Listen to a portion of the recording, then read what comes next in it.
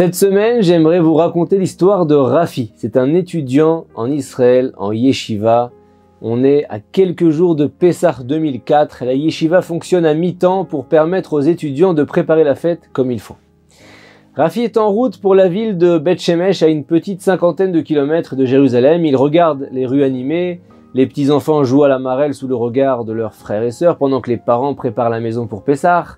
Vous connaissez tous cette ambiance. Les plus grands s'attellent à cacheriser les ustensiles de cuisine, les couverts et les casseroles sont mises dans des grandes cuves d'eau bouillante et alors qu'il est assis dans le bus, Rafi entend quelqu'un l'appeler. « Rafi, Manishma, comment ça va ?»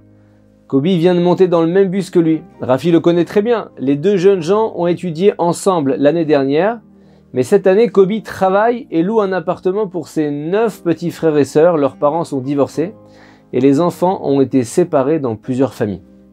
Rafi prend des nouvelles de son ami et lui propose de venir passer Pessah avec lui chez son oncle et sa tante.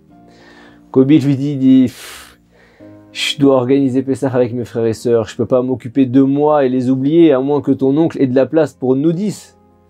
Rafi, un peu embarrassé, lui dit bon, je suis désolé Kobi, j'espère que tu m'en veux pas, mais je me vois pas demander à mon oncle et ma tante d'accueillir 10 personnes, ils sont âgés, fatigués.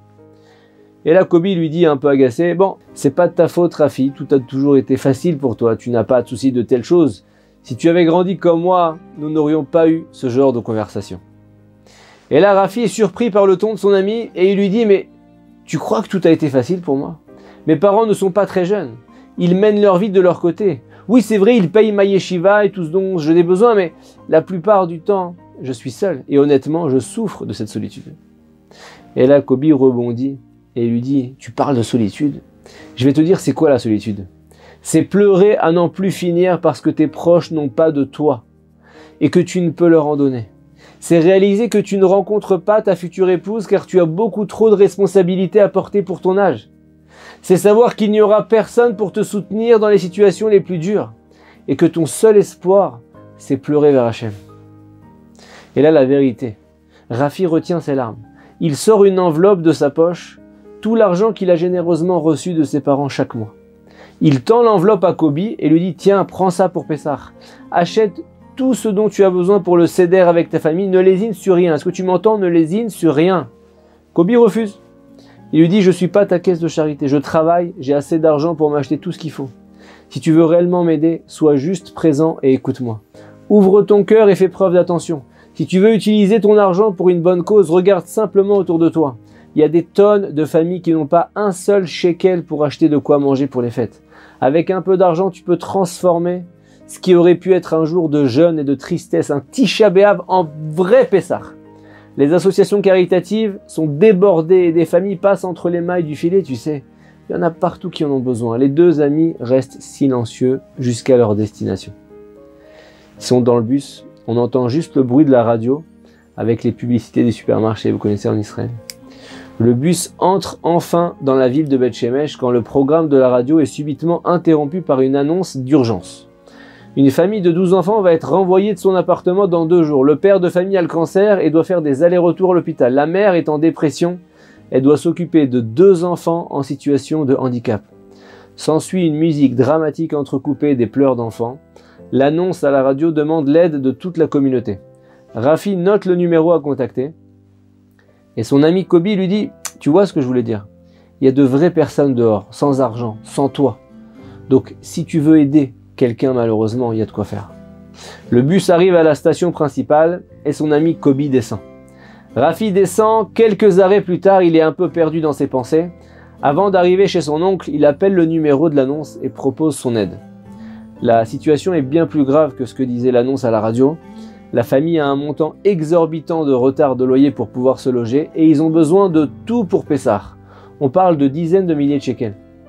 Évidemment, il y a beaucoup de personnes engagées pour leur venir en aide, c'est à la radio, mais il y a tellement de familles, tellement de cas tragiques que c'est pas suffisant. Cet appel dans la tête de Rafi, c'est un électrochoc. Il prend son courage à 2 mains et il décide de se lancer corps et âme dans cette mission de sauvetage. Lever des fonds pour cette famille. Il passe ses jours et nuits au téléphone, à appeler tous ses contacts, des personnes qu'il ne connaît pas directement. Il fait du porte-à-porte, il entend des mots durs, des paroles décourageantes, on lui ferme la porte au nez, mais il tient bon et il met toute son énergie dedans.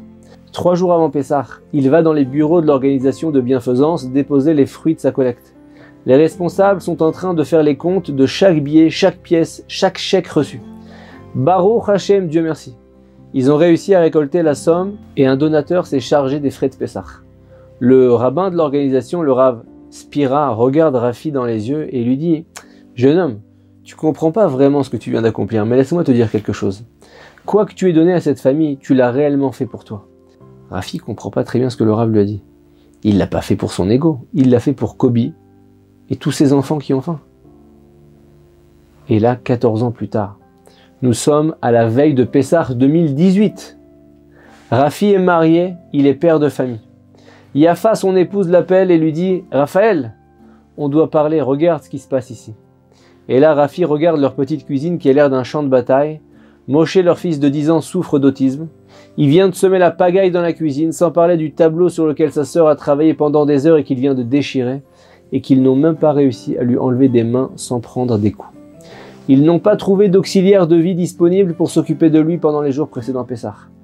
Yafa, sa femme, a dû quitter son travail de comptable qui leur permettait de vivre aisément pour s'occuper de son fils et faire face à son comportement imprévisible et violent. On lui a proposé une auxiliaire de vie qui peut s'occuper de Moshe pendant les 2 premiers jours de Pessah. Mais le prix est exorbitant, 1500 shekels pour 2 jours, 400 €. Rafi sait que sa femme en a vraiment besoin et il en va de sa propre santé mentale. Mais où trouver 1500 shekels maintenant? Il doit rembourser la dette qu'il a au supermarché et le prêt que la famille a souscrit pour payer les frais de thérapie de Moshe. Et on parle même pas des matzot, du vin, des fruits et des légumes pour Pessah. Rafi essaye de garder un ton rassurant et dit à sa femme « Je dois sortir prier vite, la prière du soir, à mon retour je trouverai une solution. » Il sort le cœur lourd.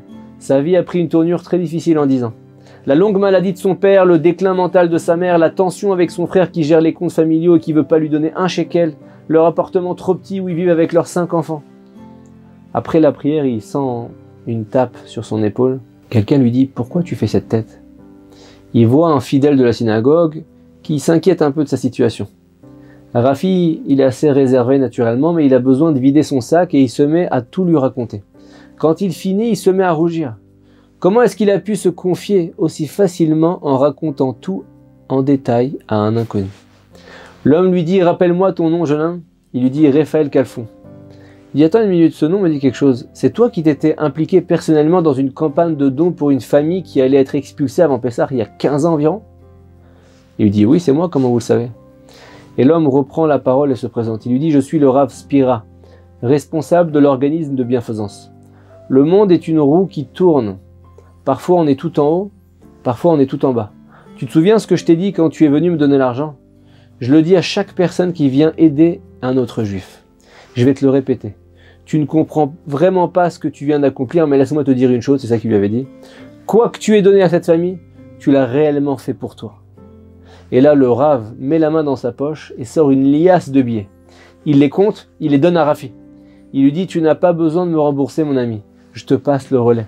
Quand la roue tournera en ta faveur, ce sera à ton tour de passer le relais. » Le Rav Moshe Isserlis, connu sous le nom du Rama, l'un des plus grands décisionnaires en matière de loi juive qui a vécu au XVIe siècle, explique que la première halakha à la loi juive de Pessah est de faire un don aux pauvres en vue de la fête de Pessah. La tzedaka n'est pas une simple entraide, une réparation des inégalités du monde, un tikkun olam. Rafi, en faisant preuve de messirut nefesh, de don pour soi, pour les autres, étant jeune, il a mérité, alors qu'il était dans une situation difficile, de recevoir lui aussi la délivrance. Avant Pessah, pensons aux autres, aidons ceux qui en ont besoin. Vous pouvez participer au panier de Pessah même facilement avec Torah Box pour offrir le nécessaire à ceux qui n'ont pas de quoi manger à leur faim. Pendant les fêtes, ça fait des années et des années et des années qu'on délivre des centaines et des centaines et des centaines de colis de Pessah aux nécessiteux. Si vous voulez le faire, rendez-vous sur torahbox.com/Pessah et je vous souhaite Pessah, Kasher, Vesameach et que toutes les familles que vous allez aider prient pour vous et vous apportent de nombreuses délivrances.